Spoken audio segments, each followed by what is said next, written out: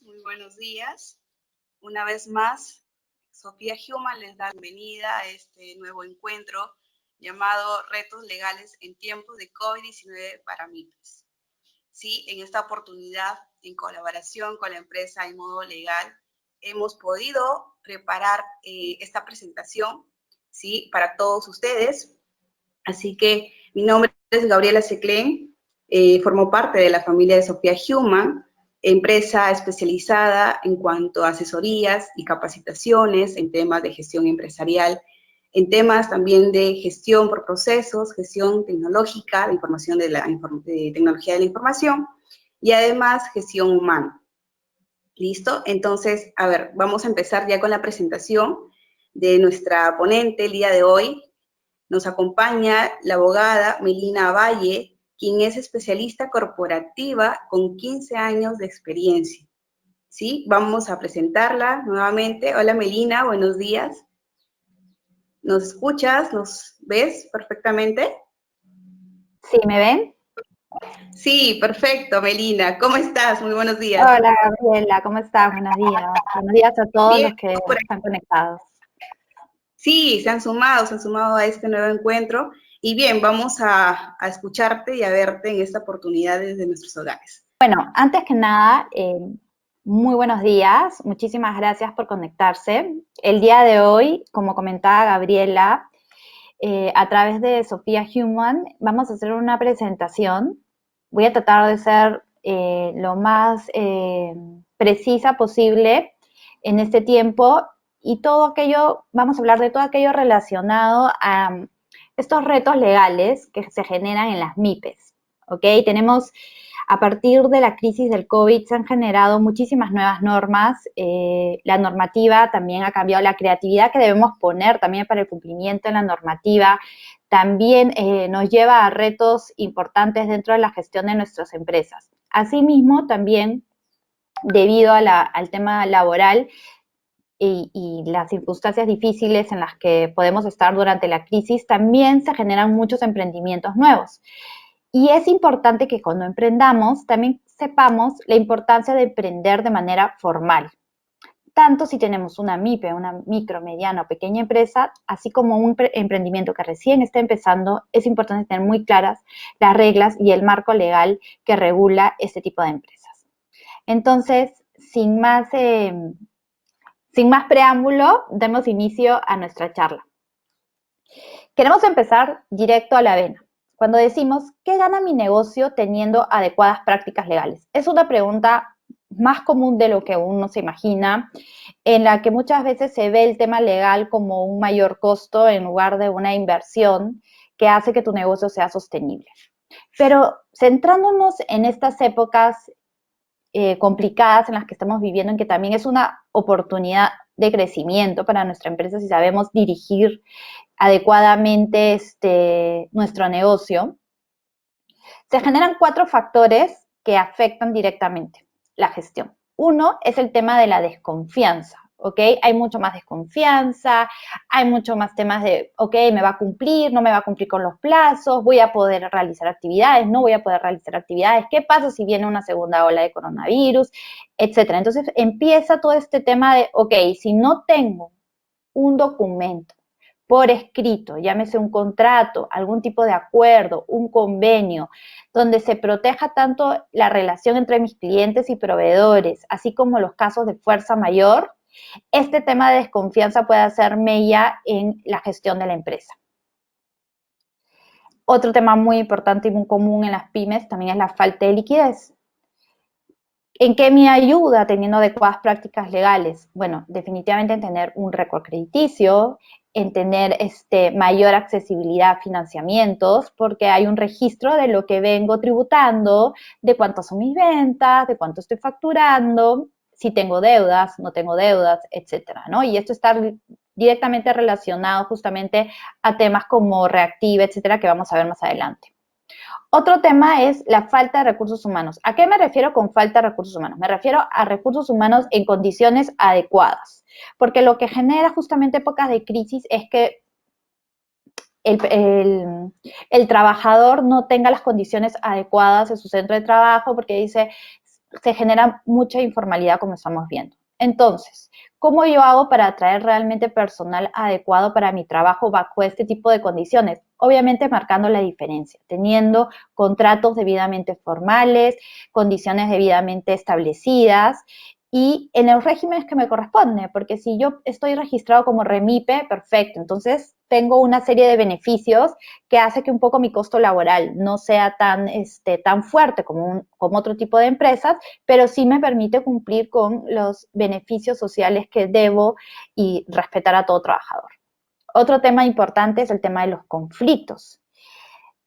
Es innegable que este tema de dificultades genera también una serie de problemas entre el trabajador, el empleador, que si se va mi socio, también sucede, ¿no? Tengo una pyme, se va mi socio, ¿ahora qué hago? Me quedé sin inversionista, me iban a prestar plata, ya no me van a prestar plata. Entonces se genera una serie de temas que también generan pérdidas económicas y que a la larga también me pueden generar otro tipo de contingencias si se trata de mis trabajadores, si incumplo con normas de seguridad y salud, que son multas, temas económicos bastante fuertes que hay que tener en cuenta. Entonces, por todo ello es que es tan importante tener adecuadas prácticas legales, porque sin adecuadas prácticas legales, realmente el negocio no va a ser sostenible a largo tiempo.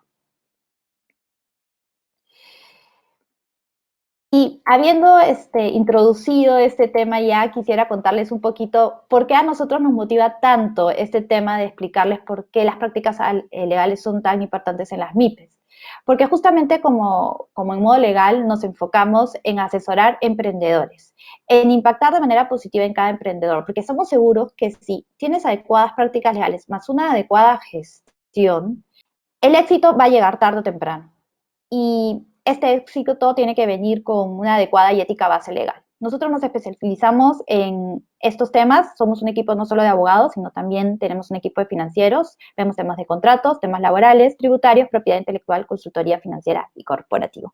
Y así como dice el título de la presentación, nosotros también somos pyme, somos una pyme y también tenemos retos legales que cumplir. Entonces estamos completamente convencidos de que podemos impactar positivamente en otras empresas que pasan y atraviesan por lo mismo que nosotros.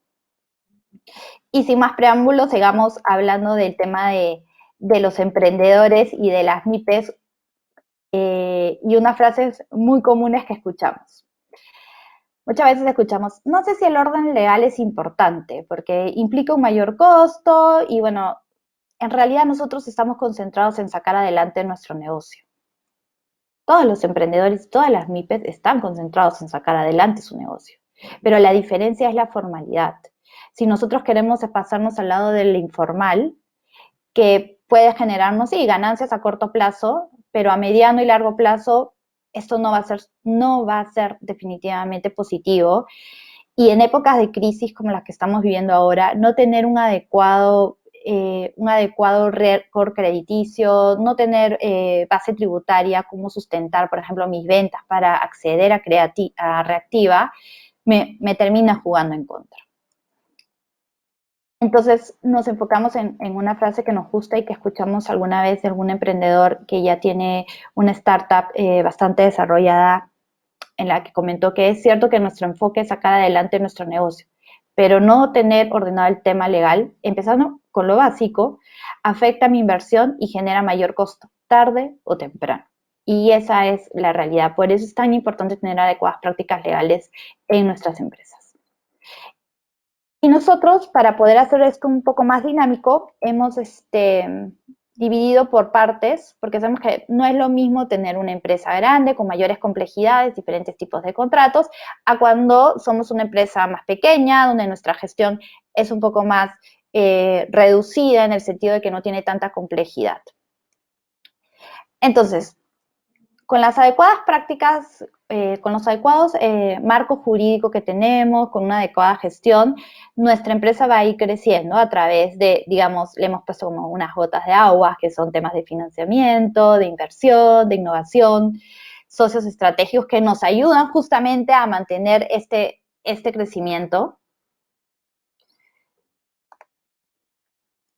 Y como todos empezamos siendo una semillita, un mini, que es mi empresa, no tengo ni marca, no tengo nada, etcétera. Entonces, justamente lo que buscamos es poder desarrollar el tema de pasar de un mini a ser realmente una empresa de manera formal que pueda convertirse en un futuro en este tipo de árbol, ¿no? Robusto, con crecimiento, firme, etcétera. Entonces, empecemos con lo más básico, con la primera etapa, la formalización societaria. Es muy importante poder tener nuestra empresa debidamente constituida. Y actualmente tenemos muchas opciones con un costo muchísimo menor y con una practicidad y una agilidad que nos está dando justamente el tema digital. Porque estamos convencidos que únicamente a través de la transformación digital de las instituciones del Estado es que podemos generar mayor formalidad e inclusión. Entonces, acá les comento en esta diapositiva algunos temas algunas opciones que tienen para la constitución de empresas. Por ejemplo, tenemos el SIT de SUNARP, que personalmente lo hemos probado con algunos clientes y nos ha ido muy bien.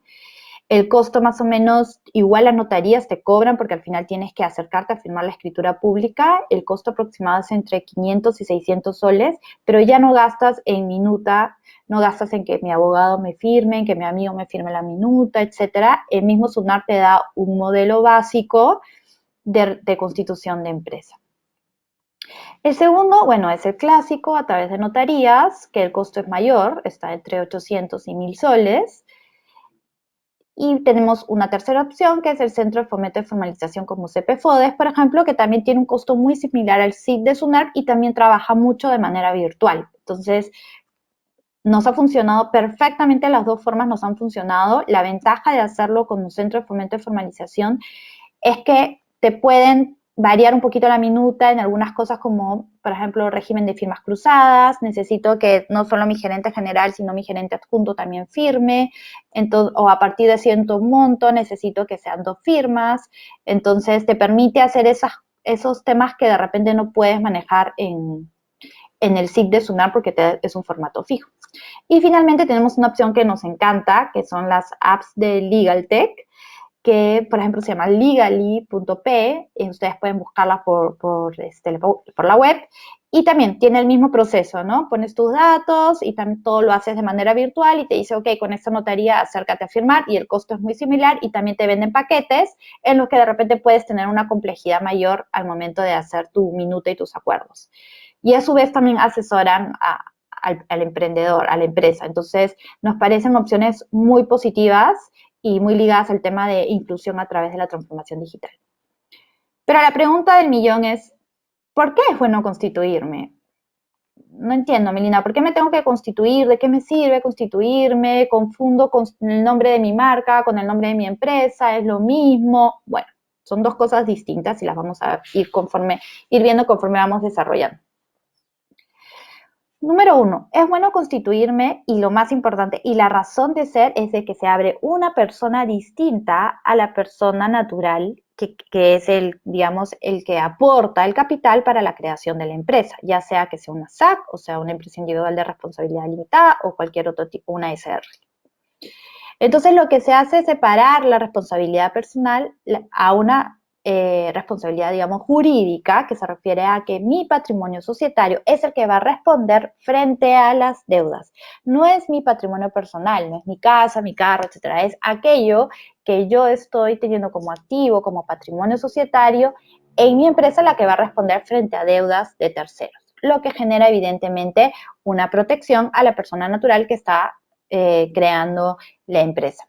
Eso, claro, viene más adelante, hay un tema después de levantamiento de velo societario, etcétera, que es un tema un poco más complejo y específico que podríamos hablarlo en alguna otra sesión, pero en principio esa es la razón más importante para crear tu empresa, poder proteger tu patrimonio personal y que sea el patrimonio societario el que responda frente a deudas de terceros, como por ejemplo multas del Ministerio de Trabajo, que en realidad, o cualquier otro tipo de tema que vaya contra la empresa. Y como ya hemos hablado al comienzo, el tema de las ventajas tributarias, el tema de poder de repente estar en ciertos tipos de régimen, que me permite tener algún tema de no estar teniendo problemas después por incrementos patrimoniales que no se saben de dónde viene SUNAT y me dice por qué hay estos ingresos, de dónde vienen. No es que yo tengo una empresa, pero acá no, ¿dónde está tu empresa? No está constituida, ¿no? Entonces, hay temas ahí también muy, muy delicados y muy importantes en temas tributarios. Y obviamente, como ya hemos dicho, el tema del acceso al sistema financiero. ¿Cuáles son las principales dudas que tenemos cuando formalizamos societariamente? La más básica de todas siempre ha sido, ¿qué tipo societario me conviene constituir? Esto va a depender muchísimo de tanto de la cantidad de socios, si eres tú solo el que vas a constituir la empresa o si vas a tener socios. Nos te conviene una sociedad anónima, pero me conviene una sociedad anónima cerrada o me conviene una sociedad de responsabilidad limitada. Si es una sociedad anónima cerrada, me conviene tener directorio, no me conviene tener directorio. Va a depender muchísimo también de cuántos socios tengas, va a depender también de la proyección que tú le des a la empresa, ¿ok? Si los socios van a gestionar, si no van a gestionar, si solamente vas a tener socios inversionistas que solamente quieren estar recibiendo informes a través de un directorio de cómo va su inversión. Entonces, hay varios temas y elementos que se tienen que tomar en cuenta para tener realmente una constitución y un pacto social que vaya de la mano y se enmarque dentro de lo que realmente es tu empresa. Es como un molde. Esto quiere decir que es un molde, es como hecho a tu medida para el tipo de empresa que tú necesitas. Claro, ustedes me dirán, no, pero me dices que en el SIC de SUNAR es una minuta simple. Sí, es verdad, si tú de repente quieres algo muy sencillo, tienes algo muy claro, sí te puede servir una minuta que ya viene un formato. Pero si realmente hay cosas específicas que tú quieres tratar, sí te conviene tener una minuta un poco más trabajada, más detallada, por ejemplo, como temas de mi objeto social, tenerlo claro, si debe ser amplio, si va a ser estricto, solo voy a aportar en bienes, voy a aportar en efectivo, o voy a hacer una mezcla entre bienes y efectivo, el régimen de poderes, ¿no? Hay, muchas veces solamente uno está autorizado o de repente hay dos personas autorizadas, tengo firmas cruzadas, pero a partir de qué monto, desde cero o a partir de 10.000 soles, va a ser I o va a ser IO, entonces hay varios temas que tienen que regularizarse. ¿Por qué? Porque los que me están escuchando ya tienen una MIPE, saben muy bien que el tema de después del registro de poder y el tema de ir persiguiendo a alguien para que te firme, no, me tienes que firmar el cheque, no, que me tienes que firmar el pagaré, genera una pérdida de tiempo importante. Entonces hay que tener una estrategia clara de cómo voy a regular este régimen de poderes, ¿ok?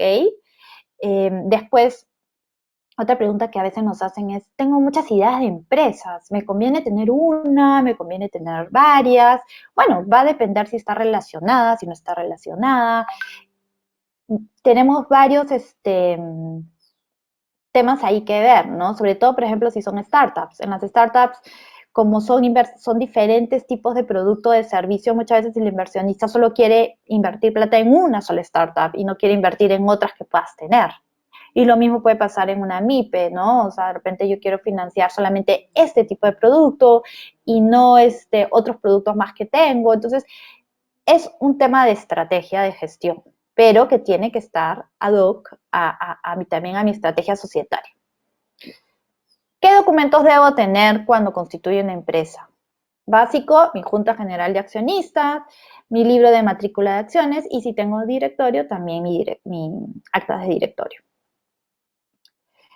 ¿Qué se inscribe en cada uno? Bueno, en el libro de Junta General de Accionistas se registran los acuerdos de los accionistas en los que, por ejemplo, se nombra un gerente general, se revoca, se cambian poderes, etcétera. Se amplía, se hace aumento de capital. En matrícula de acciones se registra evidentemente las transferencias de acciones, porque las transferencias de acciones, a diferencia de algunos actos de la Junta General de Accionistas, no son necesariamente inscribibles. Si yo transfiero mi acción, eso no es inscribible en mi partida registral. Por lo tanto, donde dejo constancia, además de emitir de repente además de que el tenedor pueda tener un certificado de acciones, es en el libro de matrícula de acciones. Entonces es muy importante contar con sus libros de actas debidamente legalizados. Es sumamente importante tenerlo. Muchas veces cuando somos empresas pequeñas no tenemos este tipo de documentos. No, ¿para qué? No es necesario. Pero llega un momento en que de repente el gerente se quiere ir, no tiene el libro de actas, ¿dónde hago la remoción? Bueno, tengo que sacar un libro de actas nuevo, pero el gerente ya se quiere ir, no como para legalizar el libro de actas. Entonces, en realidad es muy importante tener debidamente ordenado la documentación básica, que son estos 3 libros. Por ejemplo, si uno se constituye a través del Centro de Fomento de Formalización, te dan un paquete también para obtener los libros, no sé, ya los tienes listos, ¿no? El costo más o menos en notaría es como de 100 soles por libro, entonces te conviene hacerlo también a través de estas instituciones que hacen un descuento especial. Y acá viene el segundo tema. La formalización, pero ahora de la propiedad intelectual, de mi marca, que no está relacionada con el tema de mi formalización societaria. ¿Por qué? Porque la marca es, digamos, es esa imagen, ese nombre, ese diseño que para ti ha sido trabajado con tu creatividad, has pagado a un diseñador, has pagado a alguien que te lo haga, al que le has puesto muchas ganas, al que realmente representa para ti a tu empresa. Y muchas veces, ¿qué sucede? Lo tengo, lo diseño, hago mi packaging, mi página web, todo, y, oh sorpresa, nunca me lo registré como marca como mi marca en Indecopy. Cuando pasan los años, pasa 1 o 2 años, quiero registrarlo y me doy cuenta que ya está registrado. ¿Y eso qué implica? Una pérdida de plata increíble por no haber tenido la diligencia de haber registrado la marca, porque ya invertiste en varios temas y además ahora tus clientes te conocen con una marca y resulta que esa marca ya no la puedes usar y tienes que hacer el cambio. Entonces pierdes identidad. Por eso es tan importante formalizar también este tema de tu diseño a través de ya sea simplemente un registro denominativo, uno mixto, de repente solamente tengo el nombre, ok, solamente lo hago de manera denominativa. Ahora Indecopy también tiene temas de plataformas digitales para este tipo de registros. Entonces, a través de Indecopy puedes hacer la búsqueda de tu marca y ahí pones tus datos, tu categoría, porque se divide por categorías dependiendo del tipo de servicio o producto que tú estés vendiendo o ejerciendo como servicio. Entonces ahí te sale si está libre o no está libre. Una vez que tú verificas que está libre, puedes registrarlo a través de Indecopy, porque recién lo ha aperturado hace poco, el registro de tu marca de manera virtual. El costo es 535 soles y los pagas a través de Visa, etcétera, y esperas el proceso regular de Indecopy, que más o menos son 30 días, para que te notifiquen de si tu marca ya está a nombre tuya o no. Entonces, es muy importante, de verdad, el tema de este registro, porque es muy común y nos ha pasado muchísimas veces, y en mi experiencia también en gerencias legales, nos ha pasado también que no solo de la marca principal perfecto, está debidamente registrada, pero de repente empiezo a crear otras marcas relacionadas a otros productos de la empresa. Y me doy cuenta que de repente ese producto no lo puedo sacar conforme a lo que me había sugerido el área de marketing. Entonces empieza otra vez un trabajo nuevamente y una pérdida de tiempo. Entonces, a través de esta búsqueda de marca, de verdad le facilita muchísimo el trabajo de poder verificar si realmente esa marca es registrable y está libre. ¿Y por qué es tan importante? Porque muchas veces la marca termina siendo una valorización tan importante en la empresa que termina pesando mucho más que cualquier otro indicador. Por ejemplo, ¿no? Tenemos, claro, hablando de las súper grandes que tienen muchísimos años como Coca-Cola, etcétera, pero hablemos de marcas como startups que han empezado recién como Uber o Rappi, ¿no? O sea, estas no tienen muchos años en el mercado, pero su marca ya se posicionó y el registro y el valor que tiene es sumamente importante, así como si después de repente necesitas o simplemente empiezas a ofrecer tus servicios a través de terceros, también es importante saber proteger tu marca para que otro tercero no se apodere de la marca que tú has registrado. Entonces es sumamente recomendable hacer este tema de formalización. Y pasemos al tema de la formalización tributaria, que son los 3 ejes de cualquier empresa debidamente ordenada, ¿no? El registro de contribuyentes, obviamente a través del RUC, porque el incumplimiento de estas obligaciones nos generan después una serie de problemas, como les comentaba al comienzo, sobre la determinación de base presunta. ¿Qué quiere decir la base presunta? Que es cuando te dice, ok, mira, yo SUNAT estoy viendo que tú tienes una serie de ingresos y para mí creo que has estado ejerciendo una actividad comercial, renta de tercera, entonces sobre esa base yo inicio un proceso, ¿no? Para ver si hay un tema de liquidación de impuestos en base a la determinación de esta base. Entonces, es muy importante por eso tener claro que el tema tributario va más allá de solamente pagar impuestos, que a la larga, sí, hay todo un tema de mis impuestos a dónde van, sí, lo sabemos, pero también van al tema de protegerte a ti también de las actividades y del ingreso que estás teniendo en tus cuentas, ¿ok?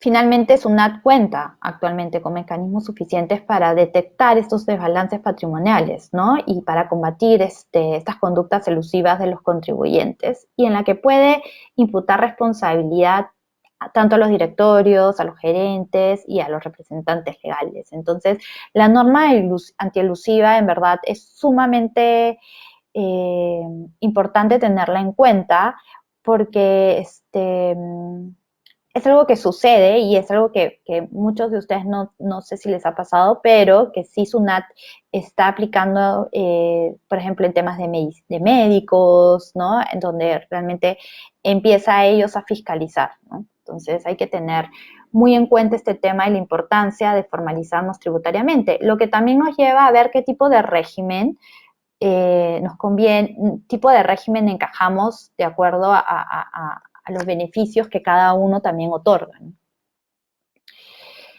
Y finalmente vamos a hablar de un tema que, antes de pasar a los temas laborales y a una siguiente etapa, vamos a hablar de un tema sumamente importante, pero poco comentado en este tipo de seminarios. Es el tema del pacto de accionistas. ¿Por qué es tan necesario tener un pacto de accionistas? Ok, si tú eres una empresa individual de responsabilidad limitada, no tengo problema, no necesito complicarme con esto. Y esto en realidad no es una complicación. Pero ¿qué pasa, por ejemplo, cuando los socios no se ponen de acuerdo? ¿No? Sabemos que la clave de toda empresa definitivamente no es el tema legal. La clave de toda empresa es la gestión, el financiamiento, el marketing, el tema comercial, etcétera, ¿no? Eso es lo que la empresa es, digamos, el marco jurídico, como les digo, es lo que moldea, pero lo que hace crecer una empresa es el tema de la gestión, una adecuada gestión, financiamiento, todo este tema. Pero ¿qué pasa cuando los socios no se ponen de acuerdo sobre estos temas tan importantes y tan básicos? Acá viene el kit del asunto y acá viene la clave por la que es tan importante tener estos acuerdos privados. ¿Por qué? A ver, les voy a poner algunos casos y algunos ejemplos, ¿no? Yo soy el socio A y mi socio B. Yo empiezo a trabajar en la empresa, me dedico full time a la empresa, peleo para sacarla adelante y de repente me dicen, ok, te vas a poner un sueldo, perfecto, me voy a poner un sueldo porque va acorde, es una remuneración justa de acuerdo a lo que estoy haciendo, pero empiezo a ponerme un sueldo como cada vez más alto, cada vez más alto, cada vez más alto. Y el otro socio que también invierte, que de repente desde el comienzo estaba claro que él no iba a gestionar, este tema de tener una remuneración más alta y un gasto más alto dentro de mis planillas, genera que a la larga, al fin de año, cuando yo haga el match de todo, no tenga las utilidades adecuadas y mi otro socio reciba menos utilidades porque, claro, yo me comí de repente todas las ganancias o a través de sueldos demasiado altos. Entonces hay que poner ahí cláusulas claves, ¿no? De cuál es el sueldo, de cuánto vas a ganar, en base a qué vas a ganar, vas a tener un sueldo variable, vas a tener un sueldo fijo, porque a veces entre socios no es lo mismo ponerse de acuerdo que cuando tú contratas a alguien, es distinto. Entonces, por eso es la necesidad de tener este tipo de regulación clara. O, por ejemplo, temas de mayorías reforzadas. Yo quiero que ciertos acuerdos como cambios de gerente general o inversiones de tantos montos, no solamente sea quórum calificado, sino quiero que sea muchísimo más alto. Entonces, en esos momentos yo puedo incluir en mi documento estos acuerdos, que van también de la mano con las minutas, ¿no? En algunos puntos. No todos, por ejemplo, el tema de sueldos no se incluye en una minuta de constitución. Otro tema clave, el reparto de utilidades. Todos dicen, bueno, pues hemos invertido, nos ha ido bien, vamos a repartir utilidades, qué bueno, y de repente viene uno de los socios y te dice, no, a ver, un ratito, antes de repartir utilidades, yo creo que debemos invertir en comprar esta máquina, debemos invertir en este activo, vamos a invertir en capacitación para el personal, para el trabajador, etcétera. Y de repente empieza el tema de que no se ponen de acuerdo. Entonces, cuando uno tiene una empresa pequeña o una mediana empresa, una microempresa, hay que saber que al comienzo el reparto de utilidades quizá no va a ser el que uno espera, ¿no? Mucha inversión, reinversión, reinversión, ¿no? Para que la empresa empiece a ser un poco más sólida, un poco más fuerte, financieramente hablando. Entonces, los socios también tienen que estar de acuerdo para que todos tengan claro, sea transparente las expectativas que tienen sobre la empresa. Y en todo caso me dicen, pero ¿qué pasa si no cumple? Bueno, si no cumple, hay maneras de penalización a través de la venta obligatoria de acciones a un precio menor, etcétera, temas de indemnización, etcétera, ¿no? Y esto también va de la mano cuando, por ejemplo, yo tengo mi empresa, ya la tengo cierto tiempo y tengo un socio inversionista o tengo una persona clave que es mi desarrollador tecnológico, por ejemplo, ¿no? O de repente un comercial que sabe el negocio, conoce el mercado, pero no le puedo pagar lo que él me está pidiendo. Entonces, yo lo que le puedo ofrecer es, ok, yo te ofrezco un paquete de acciones en un determinado plazo de tiempo para que tú también te vuelvas parte de la empresa, lo cual genera una doble motivación, ¿no? El sueldo y ser parte de la empresa, porque obviamente al ser parte de la empresa recibirá utilidades. Entonces, para esa figura también existe, ¿no? Entonces esa figura se llama vesting. Entonces es una figura legal que empezó en Estados Unidos y que ya se está empezando a utilizar para que tú le puedas otorgar acciones periódicamente a una persona clave de tu equipo y de esta forma la puedas incluir a tu empresa a cambio de que realmente vaya cumpliendo ciertos objetivos. ¿Y qué sucede en épocas de post-COVID o COVID o en crisis en general, cualquier tipo de crisis? Las condiciones de los socios varían muchísimo, mucho. ¿Por qué? Porque es natural, ¿no? El socio que de repente dijo, no, yo me voy a dedicar a sacar esto adelante, te dice, ya no puedo, tengo que ayudar a mi papá, tengo que trabajar en tal cosa, me voy a hacer lo que sea para generar ingresos. Y la verdad que lo que yo pensé que podía invertir en tu empresa o el tiempo que le podía dedicar a la empresa no va a ser el mismo. Entonces, justamente es en épocas de crisis donde se pone en claro las reglas nuevamente con los socios, porque varían. Entonces hay temas como dedicación, no, ya no me voy a dedicar a la empresa, entonces ya, ¿cuánto te vas a dedicar a la empresa? Lo ponemos por escrito. Ok, exclusividad. Me han llamado de otra empresa similar a esta para poder asesorarlos. No, a ver, un ratito, o sea, esto es un tema de exclusividad para nosotros, tú como socio solamente puedes dedicarte a este rubro con nosotros, entonces se firman cláusulas de exclusividad, no te puedes ir y formar otra empresa similar y esa exclusividad la alineas, o sea, la amplías con familiares también en primer, segundo grado, ¿no? Para evitar justamente que muchas veces que la necesidad a veces hace que las condiciones y desgraciadamente los términos o la transparencia cambien. Entonces hay que estar preparados. Y eso sucede a cualquier nivel de empresa, de cualquier tamaño. y es algo a lo que nosotros le hemos denominado el efecto matrimonio. ¿Por qué? Porque si en épocas de armonía y crecimiento los socios tienen diferencias que afectan la empresa, las épocas de crisis se convierten en las verdaderas pruebas para esa relación. Es la oportunidad de que te consolides con tu socio o simplemente se divorcien, lo que genera la pérdida de plata, a veces de amistad y de tiempo. Entonces, por eso es sumamente importante saber que existe esta herramienta legal que los puede ayudar a mantener la relación y el crecimiento de la empresa y seguir en temas de gestión concentrados y enfocados en lo importante, en lo esencial que es la gestión, el financiamiento, el tema comercial. Gabriela, creo que... Gabriela. Hola, Melina, sí, aquí estoy. Sí.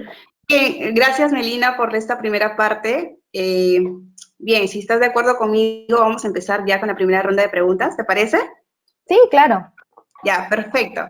Mira, nos han hecho llegar varias consultas por chat interno, ¿ya? Y son las siguientes.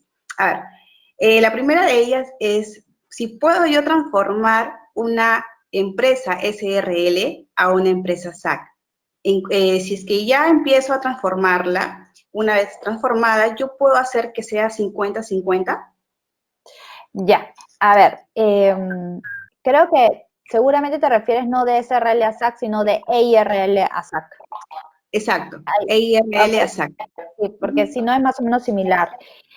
Sí, claro, la transformación societaria es un acto jurídico completamente inscribible y válido, tiene una serie de requisitos, y para que el capital social de ambos socios, eso implica que mi IRL voy a incluirle un socio, entonces ya no va a poder ser una empresa individual, formo mi SAC, cumplo los requisitos que tengo en la norma, pero lo más importante es que si yo quiero tener el mismo porcentaje de acciones que el nuevo socio solo puede aportar la misma cantidad que yo ya aporté a la IRL como capital social. Entonces, si mi IRL yo la formé con 1.000 soles, mi socio tiene que invertir 1.000 soles.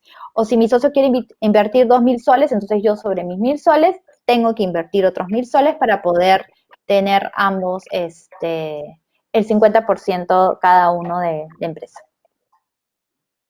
Perfecto.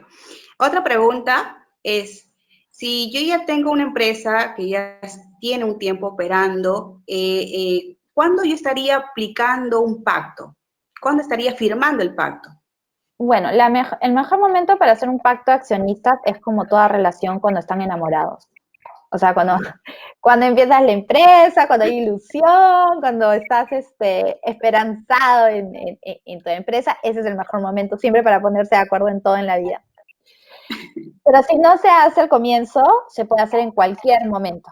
Inclusive hemos tenido mesas de pacto de accionistas donde ya hay conflictos, donde ya hay problemas, pero donde simplemente, felizmente, el acuerdo ha ido fluyendo en algunos temas donde otros no, pero si no se hubiera llegado a ese acuerdo de pacto de accionistas, la empresa en este momento ya no existiría. Entonces, digamos que en cualquier momento es bueno hacerlo, ¿no? No esperar hasta lo último tampoco, ¿no? Hasta que ya no quieras ver a tus socios, ese definitivamente no es el momento más ideal. Perfecto. Melina, y en el caso de las empresas familiares, ¿también ellas aplican un pacto de accionistas? Es una muy buena pregunta. En el caso de las empresas familiares, lo que normalmente se hace cuando evidentemente todos los accionistas son familiares, hacen protocolos familiares que tienen otro tipo de disposiciones, por ejemplo, en temas de traspaso generacional, ¿no? De primera generación a segunda generación, o sea, tiene otra serie de acuerdos, cómo ingresan otros familiares a la empresa, si el directorio puede estar conformado solo por familiares o también por terceros, entonces el protocolo familiar ya conlleva, por las mismas características de las empresas familiares que son un poquito más complejas a veces internamente en el tema de manejo corporativo, que requiere otro tipo de documento. Ya, y si transfiero acciones, Melina, ¿debo inscribirlas en algún registro? Sí, como comentaba, debes registrarlas en el libro de matrícula de acciones. Salvo que Ya. seas una sociedad anónima abierta en la que ahí no hay ningún tipo de registro y simplemente dan tu título y tú ya sabes que eres el tenedor de las acciones. Pero generalmente en la sociedad anónima cerrada lo conveniente es sí ponerlo en el libro de matrícula de acciones. Ya, bien, Melina. Bueno, hemos concluido la primera parte de la ronda de preguntas. Yo sé que hay muchas más, así que, Melina, vamos a continuar con la segunda para poder empezar con esas preguntas que han quedado pendientes. Sí, Perfecto. indicarles a los participantes que siéntanse libres de hacernos las consultas o dudas que tengan a través del chat interno, pero de forma pública, por favor. Muy bien. Empecemos, Melina. Gracias. Perfecto. Bueno, muchas gracias por las preguntas y pasemos a la siguiente etapa. Pasemos a una etapa que en los últimos meses, 3 meses, ha sido sumamente activa, que son las regulaciones laborales. Durante el estado de emergencia ha habido muchísimos cambios y posiblemente en la etapa post-COVID habrán muchos más también, ¿no? Así como una carga también en el tema de demandas laborales, definitivamente, ¿no? Reducciones que no se han hecho debidamente, suspensiones perfectas que no se han registrado como se deberían registrar, y etcétera, una serie de cosas que seguramente van a venir más adelante y que van a generar de repente algunos temas de casación y resoluciones que van a servir un poco para ver la línea por donde está yendo este tema de laboral. ¿Qué sucede, no? La gente, como decía al comienzo, la necesidad puede generar condiciones no adecuadas de contratación, a veces por un tema de rapidez, a veces por un tema de presupuesto, que finalmente generan inequidad e informalidad. Generan, a su vez, algo muy crítico en este momento, que son mayores riesgos sanitarios y, evidentemente, con ello contingencias de multa e inclusive responsabilidades hasta del tipo penal. Entonces, por lo mismo, teniendo tantas contrapartes negativas, es muy importante en este momento, más que nunca, tener regulado adecuadamente tus contratos de trabajo junto con tus planes de salud y vigilancia, porque el riesgo de que alguien pueda, alguien, por ejemplo, un trabajador con riesgo alto, que tú no hayas verificado bien, esté trabajando y sea contagiado es alto. Entonces, eso conlleva una serie de consecuencias legales bastante complejas. Entonces, por eso es muy importante tener clarísimo el tipo de contrato que vas a usar, la modalidad, el tema de seguridad y salud, qué tipo de en qué fase estás, si ya te estás reactivando, registrarte en el Psicovid, etcétera, ¿no? Entonces, empecemos por lo básico, los tipos de régimen, ¿no? Tenemos en la pequeña empresa, solamente he mencionado el REMIPE, porque hay, por ejemplo, el régimen agrario, que si hay alguien que me está escuchando que pertenece al régimen agrario, también tiene sus propias características, que en algunas se parece mucho al tema de microempresa. Entonces, tenemos el régimen REMIPE, que se divide en lo que es para microempresas, por ejemplo, que no se paga el tema de la CTS, el 50% de la gratificación, etcétera, ¿no? Y el tema ya de pequeña empresa, que también tiene un poco, una serie también de mayores y alcances de costos sociales, pero que obviamente van a la parte de tu facturación, de lo que tú puedes pagar y lo que debes asumir con tus trabajadores. Todos estos contratos pueden ser indeterminados o a plazo fijo, pero tienen que estar por escrito para que tú los puedas inscribir en la página del Mintra. ¿Ok? ¿A qué me refiero con contratos de plazo fijo? Bueno, contrato de plazo fijo puede ser contratos por incremento de actividad, por ejemplo, o inicio de actividad. Por ejemplo, yo estoy empezando mi empresa y necesito contratar 2 personas de comercial. Entonces yo les hago un contrato por inicio de actividad por un determinado tiempo, le pongo si es personal de confianza, de repente puedo tener un periodo de prueba un poco mayor, a 6 meses, personal de dirección, por ejemplo, contrato un gerente general, puede llegar a tener hasta un periodo de prueba de 1 año. Entonces, bueno, lo contrato de acuerdo a la modalidad y un plazo máximo de 5 años, donde se regula bajo ese tipo de modalidad. ¿Ok? Y los contratos indeterminados, que significa que no tienen fecha de caducidad, que pueden ser por escrito o no. No necesariamente en los contratos indeterminados necesito tener un contrato por escrito. Pero en el plazo fijo definitivamente tienes que tener un contrato firmado por los trabajadores. Ahora, es muy importante tener cláusulas de seguridad y salud. Es muy importante incluir cláusulas de protección de datos. Tener el tema de protección de datos es sumamente importante tenerlo regulado en alguna de tus cláusulas o en un anexo a tu contrato. Y aquí voy a dar un tema esencial en temas de seguridad y salud, que es las medidas especiales para trabajadores en el grupo de riesgo y a quienes cuidan de ellos son muy importantes que los tengan muy incluidos en sus protocolos, en sus políticas, en su plan, lo comenten, lo comuniquen, lo dejen por escrito en las declaraciones juradas, lo incluyen como anexo a sus contratos para que el trabajador realmente sea consciente de que lo que está firmando, de que él es un trabajador en grupo de riesgo, que no puede trabajar, que tiene que hacer trabajo en remoto, etcétera, ¿no? Entonces, creo que más que nunca en esta época el tema laboral juega un rol muy importante. Muchas veces en las medianas y pequeñas empresas a veces el tema laboral es como que, bueno, ya tomas mi modelo de contrato, utilizo, me lo bajé por internet y toma, ya está, punto, se acabó, lo registro en mi plame y todo bien.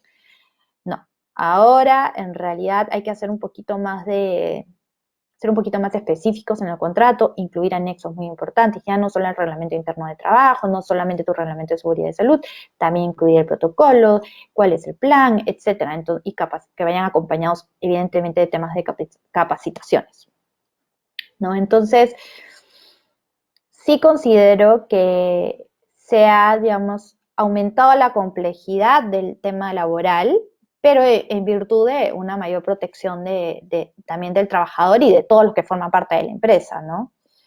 Es muy importante que si ustedes pertenecen al régimen REMIPE, registren sus contratos como tales en el MINTRA, porque sin ello no pueden obtener los beneficios que le corresponden, porque te sale un código y ese código es mejor inclusive colocarlo en una cláusula del contrato, incluir según el código de inscripción número tal. Es una recomendación que les doy para siempre tener muy claro y así el trabajador sepa que está en un régimen REMIPE, después diga, y mi CTS o diga, ¿por qué mi gratificación no es como el régimen general, etcétera? Entonces tiene que estar debidamente informado. Ahora pasemos a las regulaciones laborales específicas del COVID, ¿ok?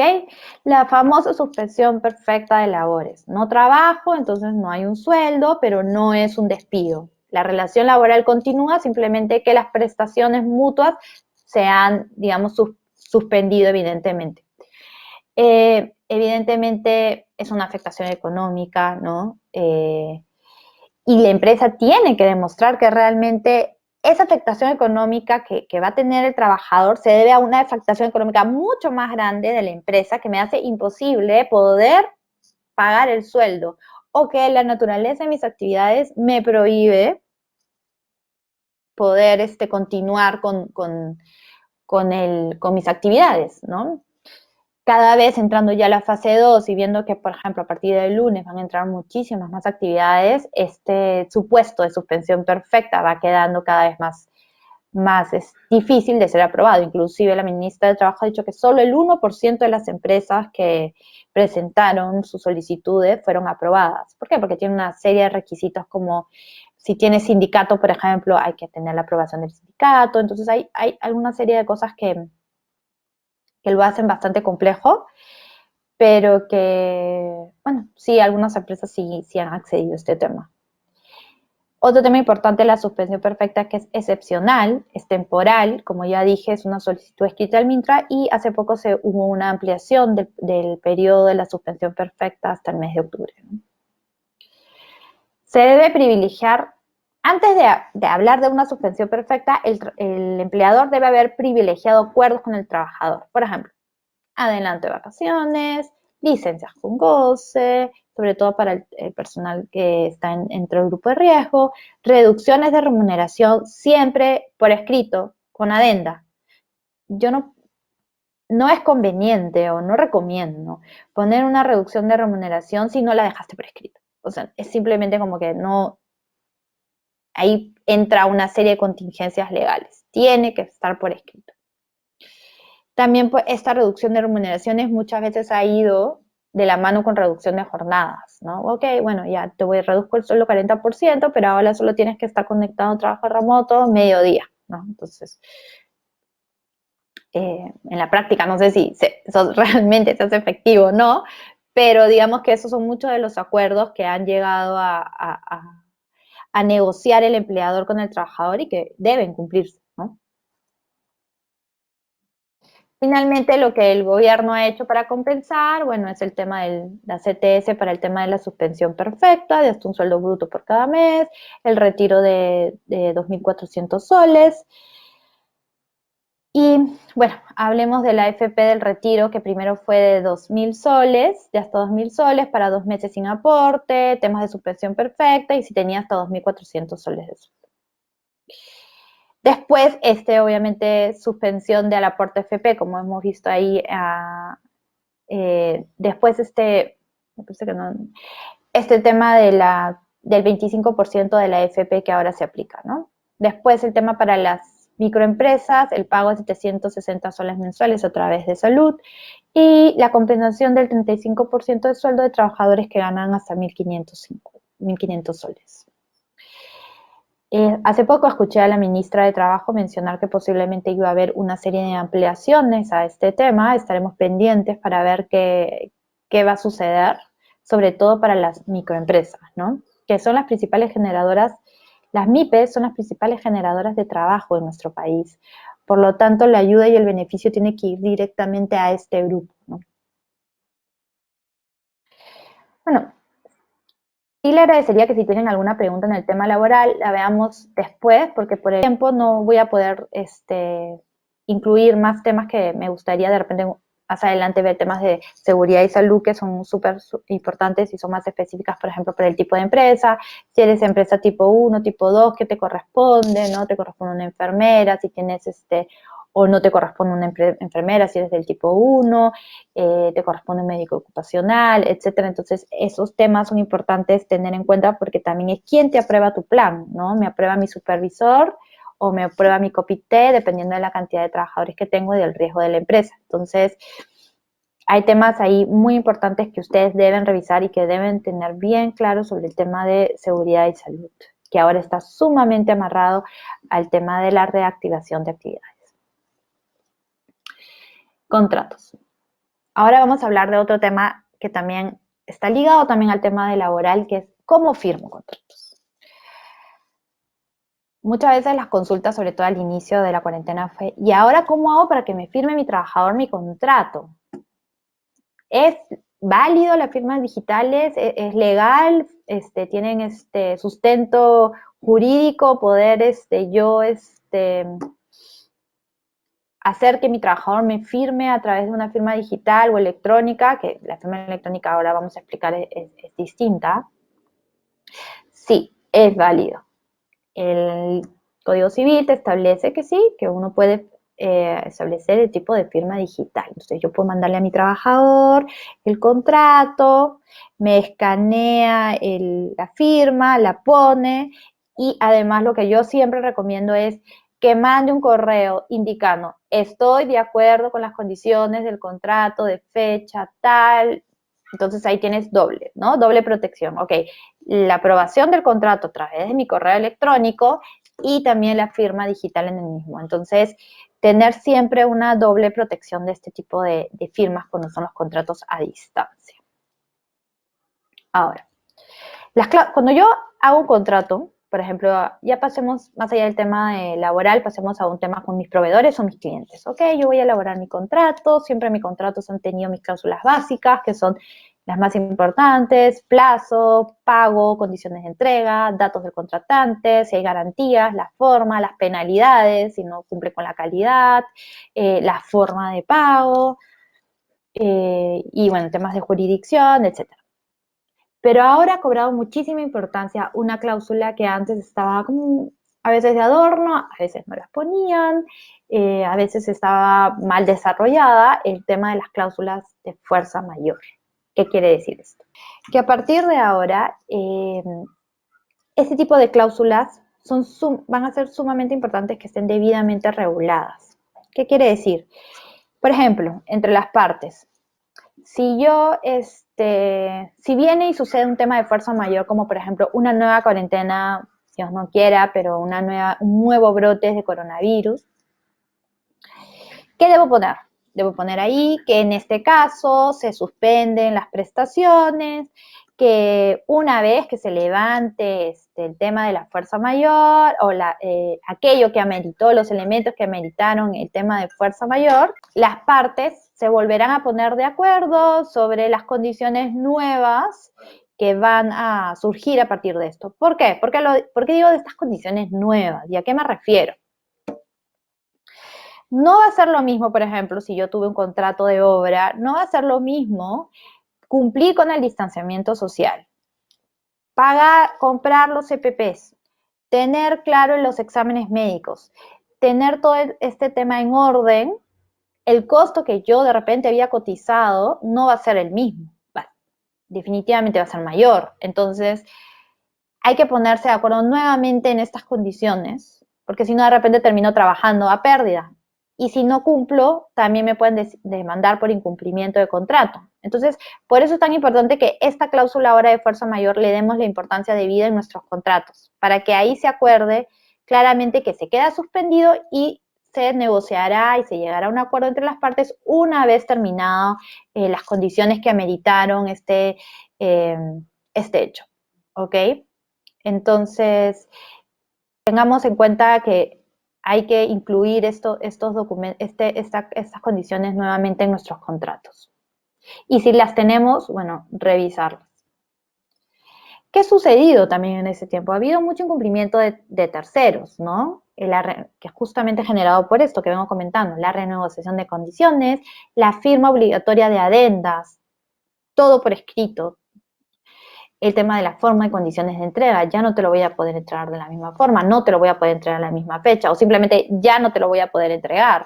Entonces, ¿cómo yo llego a solucionar este tema con mi cliente o con mi proveedor?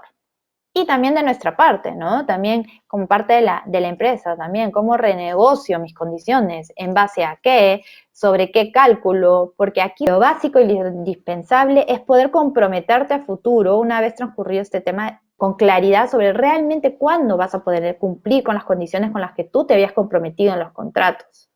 Entonces no se trata solamente de, no, yo me proyecto que puede ser, no, ok, es sentarse, sacar números, ver condiciones, ver de repente me quedo sin liquidez, no lo voy a poder cumplir. O sea, hay una serie de cosas que hay que poner de manera transparente en una adenda para poder realmente cumplir los cambios que yo estoy proponiendo a la otra parte. Entonces hay que tener en cuenta mucho este tema de la reducción de costos. De repente esto va a afectar el tipo de producto, de repente va a afectar la calidad del producto, no lo sé, tengo que verificarlo. Llevado también al tema de cultura de ahorro para poder realmente cumplir con lo que yo me comprometí, ¿no? Después me dicen, ¿es considerable? Otra pregunta que es muy común es, ¿pero yo puedo decir pues que es fuerza mayor y no pagar el contrato de alquiler de mi oficina? No, no puedes. O sea, no puedes aplicar fuerza mayor o no puedes decir, no, todo se queda suspendido porque esté fuerza mayor. No, solamente cierto tipo de actividades en que la ley te obliga, por ejemplo, no te puedes, ok, sí, mira, a mí la ley me obligó a no poder ejercer el alquiler no poder ir a trabajar a la oficina, sí, pero están tus cosas, están guardadas, está tu computadora, está una serie de archivos, etcétera, que sigue existiendo una relación de un servicio. Ahí queda negociar con otra parte, decir, ok, mira, ¿sabes qué? Reduzcamos el alquiler, etcétera, pero yo no me puedo amparar en un tema de fuerza mayor y decir, ok, no, te suspendo, no te puedo pagar. No es así. ¿En qué sí podría ser, por ejemplo? En viajes, ¿no? Porque la imposibilidad de viajar, ahí sí no hay ningún tipo de servicio que me puedan ofrecer, no hay manera alguna que yo me pueda subir un avión, está terminante prohibido. Entonces, hay que analizar bien cuándo yo puedo aplicar una cláusula de fuerza mayor y cuándo no. Por eso es tan importante regularla en los contratos a partir de ahora. Todo cambio, como menciono, tiene que estar por escrito. Otro tipo clave en tema de contratos. Esta costumbre de poner locación de servicios cuando en realidad es contrato de trabajo, ¿no? Este tema es muy común, es bastante común, pero a la vez en estas épocas también puede generar muchos problemas. ¿Por qué? Porque viene el trabajador y te dice, mira, yo gano 1.500 soles, pero no puedo acceder a la compensación que me da el gobierno porque no tengo un contrato de trabajo y acá dice que es locación. Pero en realidad yo tengo un contrato de trabajo.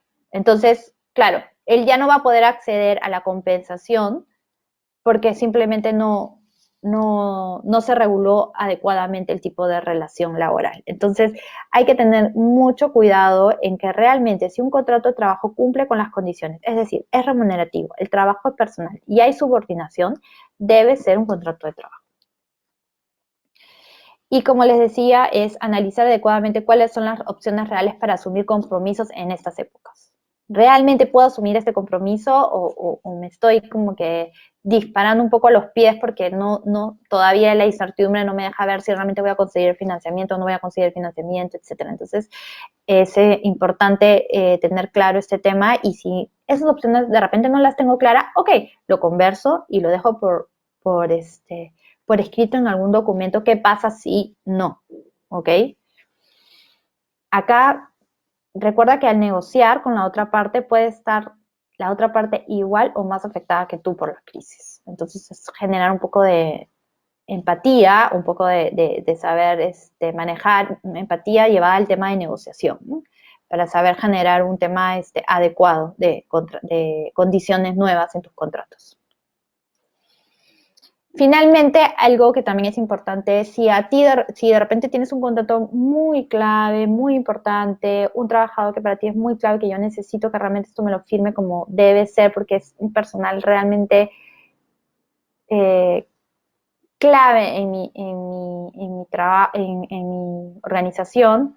También existen otras formas de firma, por ejemplo, que es la firma electrónica, que son empresas que están registradas en Indecopi y que te permiten a través de una serie de pasos, a través de la computadora, poder tú realmente validar que esa firma realmente se ha realizado y te dan un certificado inclusive de que ese contrato ha sido debidamente firmado, lo cual es completamente también válido y te genera, digamos, mucho más confianza y seguridad jurídica y es más difícil que la otra parte se oponga y desconozca el hecho de haberlo firmado. Bueno, y ya para seguir avanzando, vamos a los aspectos tributarios más relevantes. Por ejemplo, el tema de la planificación. La planificación fiscal es sumamente importante, ¿no? Porque permite realmente conducir el negocio aprovechando las alternativas que te da la legislación tributaria para el pago del impuesto, ¿no? Y eso a la vez te hace ser más eficiente el cumplimiento de las obligaciones. Entonces, existen tres tipos de regímenes de impuesto a la renta. Uno, el régimen general del impuesto a la renta, una tasa impositiva a 33.09, 29.5 en cabeza de la sociedad y 5% en caso de distribución de utilidades. Después tenés el régimen MIPE tributario, que es una tasa positiva de 10% sobre las primeras 15 UITs de ganancia operativa. Arriba de eso, ya si tú superas las 15 UITs de ganancia impositiva, ya implica la tasa impositiva general. Después tienes el régimen especial del impuesto a la renta, que es un flat tax, o sea, digamos, un pago fijo mensual, ¿no? Que es un pago definitivo aplicando la tasa de 1.5 sobre las ventas mensuales. Y finalmente tienes el IGB justo, que permite el diferimiento del pago de IGB hasta por 3 periodos. Como ustedes saben, en estas épocas también se ha hecho una modificación de las fechas y se ha prorrogado en repetidas oportunidades el tema del pago del impuesto a la renta, justamente para poder permitir dar más liquidez a las empresas, ¿no? Y pasemos al tema de aspectos financieros. La formalización permite acceder a las entidades financieras, especialmente aquellas creadas para las MIPES, ¿no? Como las microfinancieras, y que se han regulado a partir de la crisis una serie de fondos otorgados por COFIDE para poder justamente dar liquidez a las empresas. Tenemos el Fondo Crecer, que existe previamente al COVID, que es para micro, pequeña, mediana empresa exportadora, que es un fondo en el que se manejan garantías un poco menores, no son tan atractivas como el FAEMIPE y el Plan Reactiva. El FAEMIPE también, que es para el comercio, turismo, producción, servicios conexos, que te ayuda en base a poder, tú tienes que sustentar la deuda de capital de trabajo que tengas, y sobre ese monto de deuda de capital de trabajo, el FAEMIPE te otorga el préstamo. Igual tiene un periodo de gracia de 12 meses y también tiene un plazo de 3 años hasta para poder pagarlo. Como accedo a través de cooperativas y algunas empresas del sistema financiero, no las más grandes, pero sí algunas como me parece que el Banbif, pero sobre todo las cooperativas. Y finalmente el gran fondo famosísimo, el Plan Reactiva, que es financiar capital de trabajo de las empresas con un periodo de gracia de 12 meses y un plazo de 3 años, que implica, a partir de la modificación para la segunda etapa del Plan Reactiva, implica 3 meses de venta promedio mensual del 2019 o 2 meses de promedio de deuda vigente hasta un máximo de 40.000 soles. Las tasas van entre 1 y 4%. Y si bien se ha criticado muchísimo el Plan Reactiva porque dice que no va a la MIPE, el día de ayer el BCR sacó un resumen sobre el tipo de empresas que habían accedido, y el 90% de las empresas que han accedido al Plan Reactiva han sido MIPES. Lo que sucede es que cuando tú ves los montos en total, definitivamente no es lo mismo 3 meses de venta promedio de una empresa grande que una empresa pequeña. Entonces ahí es donde se distorsiona y pareciera que hubiera más empresas en Reactiva grandes que las pequeñas. Entonces, pero sí se está otorgando financiamientos, y yo tengo varios clientes que han obtenido financiamiento a través del Plan Reactiva. Las limitaciones son no tener procesos, por ejemplo, de lavados de activos, no estar en temas de casinos. Hay varias restricciones que hay que tener en cuenta en el Plan Reactiva, para que justamente es tema del banco poder hacer este tipo de control, ¿ok? Y finalmente tenemos, bueno, el tema de financiamiento, reprogramación de la deuda, dependiendo de lo que conviene, ¿no? El refinanciamiento o reprogramación para las empresas. Tanto el 1, 2 y 3 se canalizan a través del sistema financiero. Hay que tener, a partir de eso hay que tener control de indicadores, ¿no? Importantes, ¿no? Como el EBIT, otra serie de indicadores financieros que nos ayuden un poco a ir midiendo cómo es realmente nuestra realidad a partir de lo que viene sucediendo. Y otra opción importante que a veces no se toma es las alianzas o los partnerships entre empresas que se complementan. ¿A qué me refiero? Por ejemplo, yo soy una MIPE que me dedico al tema textil, pero solamente hago jeans, por ejemplo, ¿no? Y tengo otra MIPE que se encarga de hacer cierres y botones, ¿no? O algún tipo de repente de diseño especial. Entonces, lo que se busca es justamente crear alianzas estratégicas entre empresas que tienen similares servicios o similares productos, que no similares, sino que se complementan, para poder justamente ofrecer un producto de mejor calidad, de repente a mayor velocidad, compartiendo algunos gastos como temas de deliveries, de protocolos, etcétera. Entonces, de repente termina siendo un producto que justamente amerita por este tema de estas épocas. Entonces, es un poco también ser creativos para encontrar otras formas de poder obtener financiamiento, obtener mayores estrategias para poder superar la falta de repente de liquidez o de inversión, ¿no? En estos momentos, ¿no? Y otra opción también, como siempre, es buscarte inversionistas, ¿no? Inversionistas privados. Pero ahí sí, como les repetí al comienzo, es muy importante que si ustedes tienen un inversionista, pacten con él por escrito las condiciones de la inversión, el monto de la inversión, cómo se va a repartir esa inversión. Hay posibilidades como notas convertibles, documentos como, bueno, como SAFE, otro tipo de documentos que nos ayudan a regular la inversión que está haciendo un tercero en nuestra empresa. Y ya para ir acabando, siempre nos gusta dejar como que datos útiles para que tengamos todos claros, o sea, sepamos algunos temas como que importantes, que de repente ya los conocemos, pero no está de más mencionarlo, ¿no? La aprobación de protocolos automáticos a través de la página de Psicobit Minsa. El Mintra, como ya comenté, solo aprueba el 1% de la suspensión perfecta. Existen plataformas digitales también como Perú Imparable, que es, digamos, una página de e-commerce que se está creando para empresas. Hay que tener RUC de todas maneras y ofrecer tus servicios a través de estas páginas.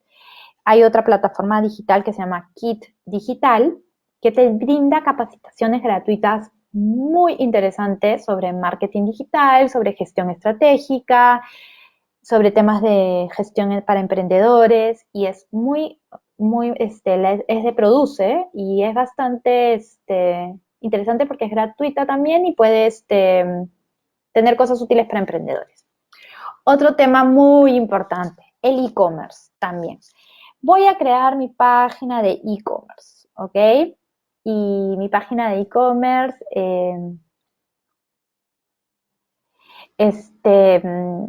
ya la tengo lista, la he mandado a hacer, me encanta, están todas las fotos, todo lo que pienso ofrecer, ya sea comida, servicio, lo que sea, pero no tiene lo más importante, una política de protección de datos personales. ¿Qué significa? Que la persona que da sus datos tenga derecho a retirarlos, a rectificarlos, a oponerse, etcétera. Entonces hay que tener una política de protección de datos que garantice que el dato que yo estoy dando, por ejemplo, mi tarjeta de crédito o mi dirección, ¿no? Que son datos personales, realmente van a estar debidamente protegidos y no va a venir alguien, los va a coger, se los va a llevar y se los va a vender, pues, no sé, en algún lugar donde vendan datos personales, donde nunca falta gente que tenga siempre mala fe con las cosas, y eso no esté debidamente protegido. Y después no solamente haya un tema con mi cliente, sino también multas que conllevan y multas fuertes por no tener adecuadamente una política de protección de datos personales. Entonces, ¿cómo hago una política de protección de datos? Bueno, es muy sencillo. Ya está una serie de lineamientos básicos que se tienen. Claro, va a depender también de la complejidad de tu empresa, si es muy digital o simplemente es una página de e-commerce. Y sobre eso, bueno, hay que tener por ejemplo, poder marcar si acepto la política de datos. De hecho, lo hemos visto en muchísimas aplicaciones cuando las sacamos. Es muy común porque es una obligatoriedad legal. Otro tema, como ya les dije, es el SIT-SUNAT.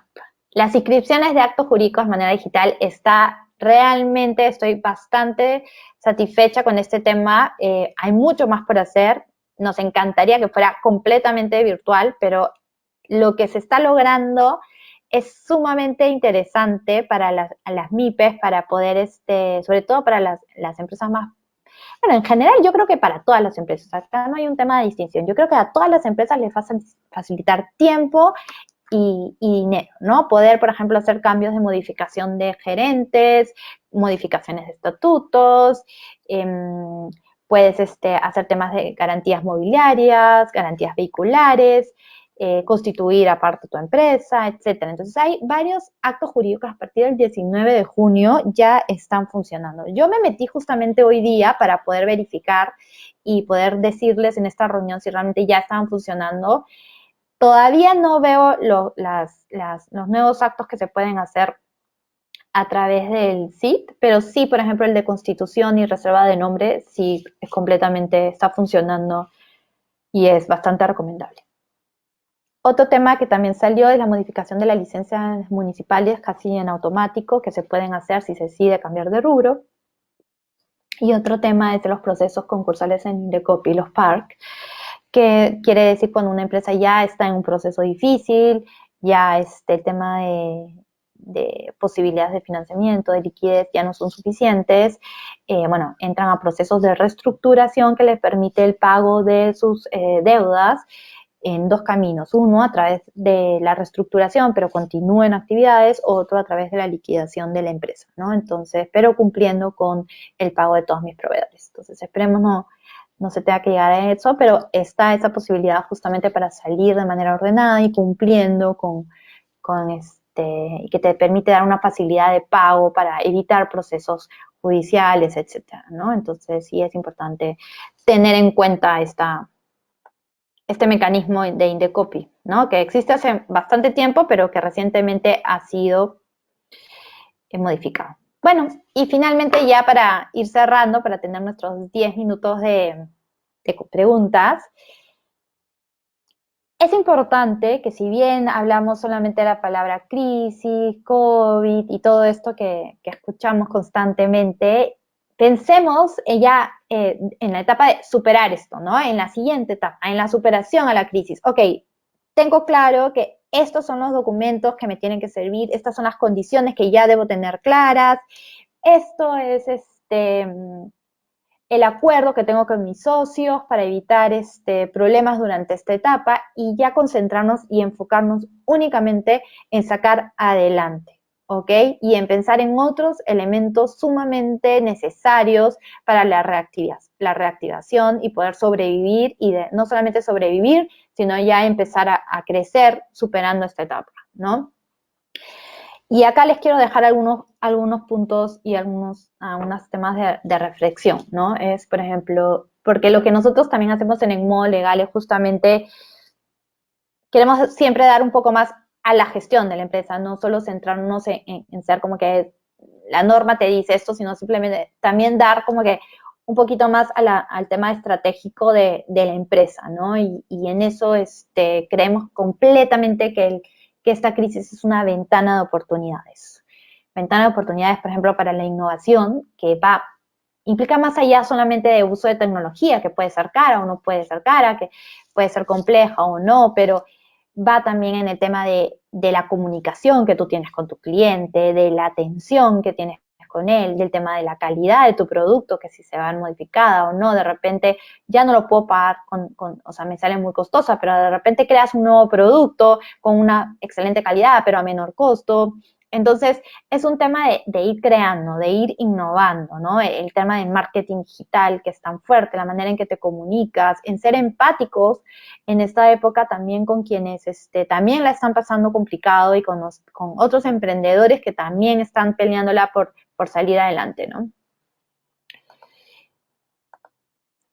Después, algo que también escuché de un moderador argentino fue que el COVID vino realmente a enseñarnos que estábamos haciendo mal, porque definitivamente no es que todo lo estábamos haciendo perfecto y de repente vino el COVID y, oh, sorpresa, todo está mal. No, lo que hizo el COVID es como poner el punto en la llaga sobre lo que estábamos haciendo mal y, y sacarlo a la luz, ¿no? Y que realmente termine afectando toda nuestra empresa, ¿no? Puede ser, por ejemplo, no había no estábamos innovando, no teníamos adecuadamente algunos procesos, el trabajo no estaba, la forma de trabajo en la oficina no era la adecuada, ahora resulta que es mucho más ágil.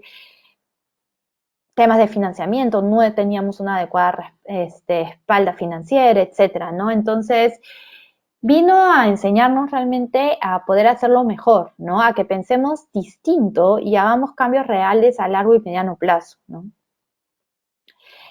Y para un poco ya ir terminando nuestro país vive una crisis profunda y no solamente vive una crisis profunda económica, sino también a veces de valores, de corrupción, de falta de empatía con la gente que está pasando momentos tan complicados, ¿no? Entonces es muy importante que si nosotros realmente queremos hacer las cosas bien y que nuestro objetivo en la empresa sea más allá de solamente generar dinero, sea también ser empático, ser mejores ciudadanos, impactar de manera positiva con lo que yo hago, con mi empresa en la sociedad. Eso es algo que se necesita mucho y que, de hecho, esta crisis nos ha enseñado, ¿ok? Porque vemos en la calle gente con tanta necesidad, ¿no? Y la falta de empatía o la falta de políticas adecuadas para poder formalizar este tema, para poder haberlos ingresado a un sistema que realmente tenga pues data correcta, que tenga adecuados organismos de financiamiento que lleguen y que impliquen sí, la formalización, pero usando otras herramientas, ¿no? Entonces, es lo que de repente estamos sumidos en este caos. Entonces, realmente es una oportunidad de hacer las cosas distintas, de ser mejores personas, de ser mejores ciudadanos y de tener un enfoque en el crecimiento. Y aunque el tema legal pueda parecerte innecesario, nadie quiere perder el tiempo en procesos o en problemas legales durante épocas de crisis. Así que bueno, con todo eso, doy por terminada nuestra charla. Hola, Gabriela, no sé si... sí, Sí. te escucho. Bien, Melina, bueno, antes de finalizar esta presentación, vamos a continuar brevemente con la segunda ronda de preguntas. Te las voy a leer, ¿sí? A ver, la primera de ellas es, ¿qué requisitos debería cumplir un extranjero para poder formalizar o constituir una empresa en el Perú? Ah, excelente. Perú es uno de los países en que no tiene ningún tipo de restricción para que un extranjero tenga acciones en el Perú. ¿Ok? Yo puedo formar una empresa y ser extranjero. El tema va más que todo con el tema de cuando tú eres el gerente y eres extranjero, ¿no? Ahí hay un tema de migración, ahí hay un tema un poco más detallado. Pero para constituir la empresa no tienes ningún problema. Puede ser tranquilamente, los dos socios pueden ser extranjeros. No hay ningún tipo de restricción para la inversión de ese tipo acá en Perú. Bien, entendido. En cuanto al régimen de poderes, ¿es necesario tener firmas cruzadas, Melina? No, no es necesario, pero sí es más, digamos, eficiente para la gestión tener un tema de firmas cruzadas o firmas complementarias. ¿A qué me refiero? Por ejemplo, siempre es el famoso y o, ¿no? Cruzadas quiere decir que tengo el gerente A y el gerente B deben firmar el documento. Pero si de repente yo le pongo solamente O, entonces sé que puede firmar el gerente A y en algunas oportunidades el gerente O. Entonces, depende cómo tú lo manejas. Entonces, de repente puedes tener O para ciertos montos, pero de repente para un mayor control terminas teniendo I a partir de 20.000 soles y ahí sí tienen que firmar los dos, ¿no? Entonces, es un tema de cómo tú haces tu estrategia para el tema de regímenes de poderes. Pero no, no es necesario tener firmas cruzadas. Puedes inclusive no tener con nadie más, solamente tú ser el único que firma. Ok, bien. Bueno, en el tema de una empresa constructora, ¿se puede cambiar el nombre de la empresa sin perder la experiencia contractual de la misma? A ver, cuando te refieres al nombre de la empresa, ¿te refieres a la denominación social o se refiere a la Social. marca? A la denominación social. ¿Y tiene una marca o no tiene una marca? Porque muchas veces confundimos el tema de denominación social con marca, ¿no? Porque sí, si yo cambio la denominación social de la empresa, de repente ese cambio solo va a aparecer en las facturas y nadie lo va a relacionar. ¿Y por qué va a seguir apareciendo? Por ejemplo, yo puedo hacer mi denominación, puede ser Melina Valle SAC y mi marca es en modo legal. Entonces, si yo cambio el Melina Valle SAC porque de repente voy a tener otro socio y le voy a poner otro nombre, bueno, va a salir en la factura, va a salir el cambio ahí, sí, de hecho le tengo que avisar al cliente, evidentemente, porque va a haber un cambio ahí, pero igual es súper simple, pero mi marca va a seguir apareciendo, entonces mi imagen, mi identidad no va a cambiar. Entonces, habría que ver en esa pregunta y ser un poquito más específico a qué se refiere exactamente, ¿no? Y si va a cambiar de RUC, porque si va a cambiar de RUC ya implica otro cambio, ¿no? Eso ya es otra cosa.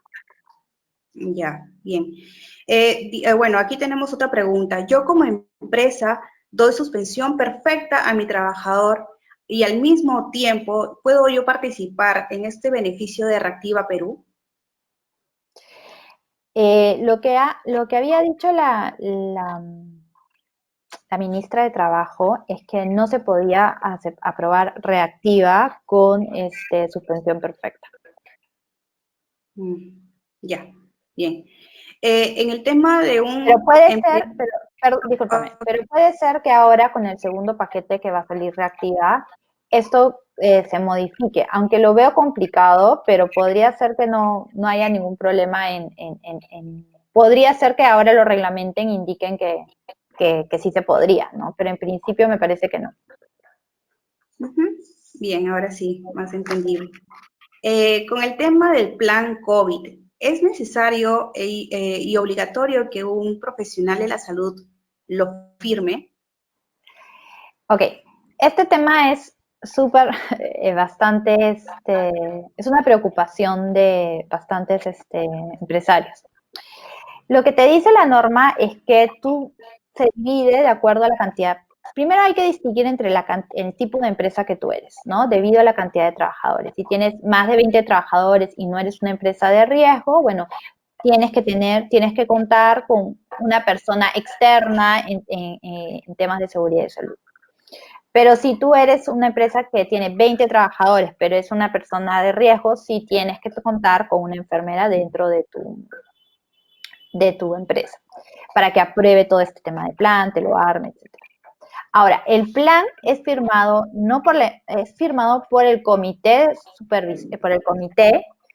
de seguridad y salud o por el supervisor de seguridad y salud en el trabajo. Entonces, tú debes tener un comité o un supervisor de seguridad, dependiendo de la cantidad de trabajadores. Entonces, ahí tienes que revisar bien lo que te dice respecto a, hay que revisar bien la cantidad de trabajadores que tienes y el tipo de riesgo que tienes en la empresa para ver si realmente necesitas enfermera, necesitas médico ocupacional o necesitas médico ocupacional y enfermera, y quién te tiene que firmar los documentos, el comité o el supervisor. Ok. Y dime, dentro del plan COVID, donde se especifica la cantidad de trabajadores, ¿se puede contar también con el trabajador que es el chofer o las personas que hacen delivery, ¿no? ¿Ellos estarían dentro de la especificación de los empleados? Si están en tu planilla y son tus trabajadores, sí, claro. Perfecto. Bien. Sí. ¿Y qué opinas con respecto a que aún no se haya modificado la norma de trabajo, la norma de teletrabajo, a pesar que ya está próximo al término de la cuarentena? Bueno, sobre las normas laborales tengo muchísimas opiniones, porque considero que si bien la intención y el tema de lo que viene sucediendo es definitivamente de traer una carga laboral muy importante para el ministerio y para quienes deben regular las normas, sí creo que la celeridad con que las cosas están saliendo no son las adecuadas y muchas veces tenemos estas contraposiciones y que nos genera justamente esta incertidumbre de, ok, ¿cómo vamos a seguir con este tema? ¿Va a continuar? ¿Hasta cuándo va a continuar? ¿Va a ser solamente para grupos de riesgo? ¿No va a ser solo para grupos de riesgo? Entonces, igual considero que el teletrabajo, como es un tema también de mucho del tema de lo que decide la empresa, hay cierto como que, o sea, libertad por parte de la empresa de poder como que decidir, salvo en el tema de los trabajadores de grupo de riesgo, cómo continuar, ¿no? Pero sí es importante que consideremos que hay que tener mucha paciencia y ver cómo van saliendo las normas y irlas estudiando cuando llegue el momento. Bueno, Melina, eso ha sido todo por hoy. Las preguntas esperemos que hayan sido absueltas por el especialista de forma óptima. Si en todo caso tuvieran alguna consulta pendiente, nos la puede hacer a través de los correos de informes@sofiahuman o comercial@sofiahuman. Nosotros nos encargaremos de hacerle llegar estas consultas al especialista. Bueno, Melina, muchísimas gracias a ti, al equipo de Modo Legal, a la familia de Sofía Human por darnos este espacio para acercarnos un poco más para estar más cerca de ustedes. impartiendo conocimientos prácticos, historias y grandes experiencias por parte de nuestros especialistas. Bien, estimados participantes, también gracias a ustedes por sumarse día a día a los seminarios que Sophia Human organiza y por estar siempre acompañándonos los días sábados. Y bueno, los invitamos también para que ustedes puedan sumarse a los próximos seminarios de la próxima semana. Así que esto ha sido todo por hoy. Muchísimas gracias, Melina. Un fuerte abrazo a la distancia. Cuídense mucho y nos vemos pronto. Muchísimas gracias.